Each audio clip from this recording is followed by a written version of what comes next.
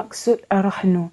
Ar-rahnu berasal daripada perkataan bahasa Arab iaitu rahnun atau gadaian yang membawa makna menahan.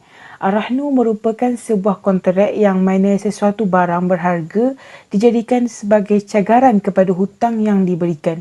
Sekiranya peminjam sukar menjelaskan hutang tersebut, maka pemiutang berhak menjual barang tersebut bagi mendapatkan semula wang yang dipinjamkan. Konsep ar-rahnu ini diibaratkan situasi menang-menang antara pemiutang dan penghutang. Peranan sistem ar-rahnu adalah untuk dijadikan alternatif bagi umat Islam yang ingin sistem riba dihapuskan kerana ianya diharamkan dalam Islam.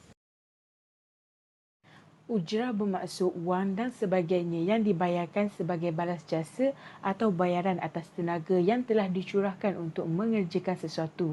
Secara ringkasnya, ujrah ini dianggap upah sebagai balasan untuk kerja yang dilakukan. Dalam konteks ar-rahnu, ujrah adalah upah simpan yang digunakan untuk perlindungan takaful, gaji pekerja, kos pentadbiran dan keuntungan kepada institusi pembiaya. Hukum pajak gadai emas adalah harus jika terdesak untuk memenuhi keperluan. Sebagai contoh, jika anda kehilangan pekerjaan atau hilang punca pendapatan, pajak gadai emas adalah cara yang boleh diambil. Justeru anda perlu sedar bahawa wang tunai di tangan adalah lebih penting daripada mempunyai aset yang berharga untuk disimpan. Perbezaan ujrah antara bank Islam dan bank konvensional. Contoh bank perdagangan yang menggunakan sistem muamalat Islam adalah Agro Bank, Bank Rakyat dan sebagainya. Bank ini menggunakan sistem pajak gadai ar-rahnu. Salah satu ciri bank Islam ini adalah ujrah iaitu upah boleh diberikan kepada pemajak kerana menyimpan barang dengan baik dan selamat. Manakala bank yang menggunakan sistem konvensional adalah Bank Alliance, Bank M-Bank dan sebagainya. Bank ini pula menggunakan sistem pajak gadai konvensional. Antara salah satu cirinya pula diberikan kepada pemajak tetapi keselamatan barang kemas tidak jamin selamat. Berikut merupakan kadar keuntungan iaitu ujrah yang diperolehi pemajak jika menggunakan bank Islam dan seterusnya menunjukkan kadar peratusan keuntungan bank konvensional. Perbezaan ujrah dalam pajak gadai ar-rahnu dan faedah dalam pajak gadai konvensional. Yang pertama, tidak dikenakan kadar faedah dalam pajak gadai ar-rahnu, manakala faedah sebagai sumber hasil bagi pemberi pinjaman dalam pajak gadai konvensional. Yang kedua, wang lebih akan dipulangkan jika menggunakan perkhidmatan pajak gadai ar-rahnu, manakala wang lebih tidak dipulangkan jika menggunakan pajak gadai konvensional. Yang seterusnya, barang kemas disimpan dengan selamat jika menggunakan pajak gadai ar-rahnu, manakala barang kemas tidak dijamin keselamatannya jika menggunakan pajak gadai konvensional. Dan yang terakhir, caj perkhidmatan iaitu ujrah dalam pajak gadai ar-rahnu yang dikenakan adalah rendah, manakala faedah yang dikenakan jika menggunakan pajak gadai konvensional adalah sangat tinggi. Hukum ujrah dalam ar-rahnu adalah dibenarkan. Buktinya, para ulama telah membincangkan tentang perkara ini di persidangan ketiga Perhimpunan Fiqh Islam di Amman, Jordan.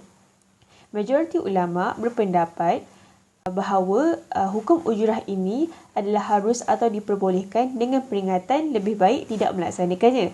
Oleh itu, hukum harus ini diberikan sekiranya khidmat pinjaman tersebut diberi oleh institusi. Ini kerana ia melibatkan kos untuk menampung dan menyelenggarakan beberapa urusan akad, merekod data dan gaji para pekerja yang terlibat. Upah ini dikenakan atas dasar barang gadaian yang dikira sebagai wadiah oleh institusi-institusi berkenaan bahawa skim ini berdasarkan kepada prinsip Al-Qard Al-Hasan, Ar-Rahnu dan Al-Wadi'ah. Merujuk kepada hadis yang diriwayatkan oleh Hamad bin Salamah, pihak pemegang gadai sebenarnya boleh mengenakan bayaran tertentu kepada penggadai berdasarkan kepada tuntutan ke atas segala perbelanjaan yang dikeluarkan olehnya. Tambahan pula, berdasarkan kepada realiti kini, seperti yang berlaku di institusi-institusi pajak gadai Islam, adalah menjadi tanggungjawab penggadai untuk menanggung kos penjagaan barang tersebut. Selain itu, jelas sekali bahawa bayaran yang boleh dituntut oleh pemegang gadai ialah sekadar apa yang telah dibelanjakan. Maka, pemegang gadai tidak boleh menjadikan atau menganggap bayaran tersebut sebagai jalan untuk mereka mengaut keuntungan semata-mata. Secara menyeluruhnya, dalam era yang semakin membangun ini, era yang mana meminta manusia untuk bekerja dengan lebih keras bagi menyara kehidupan sehari-hari. Walau bagaimanapun, kos sara hidup yang kian meningkat menjadikan kita tetap tidak mampu untuk memenuhi keperluan hidup, apatah lagi kehendak diri kita sendiri. Kadangnya ada di antara kita yang mempunyai harta ataupun barang yang berharga yang boleh dicairkan untuk memperolehi wang. Kewujudan sistem pajak gadai ini banyak memberikan kemudahan kepada manusia yang memerlukan wang tunai secara segera. Pajak gadai yang menggunakan syariat Islam atau lebih dikenali sebagai Ar-Rahnu ini memberi hak kepada sesama penggadai dan juga pemberi gadaian dalam berurusan niaga. Dari awal gadaian sehinggalah ke akhirnya, ia merupakan satu urus niaga yang memberi faedah kepada kedua-dua belah pihak. Urus niaga Ar-Rahnu ini tidak berkonsepkan keuntungan semata-mata, menjadikan ia memberi hak yang adil kepada si penggadai. Jelas menunjukkan bahawa agama Islam merupakan satu agama yang tidak akan menyusahkan hamba-hambanya, malah mendatangkan lebih banyak kemudahan dan faedah pada diri umatnya sendiri.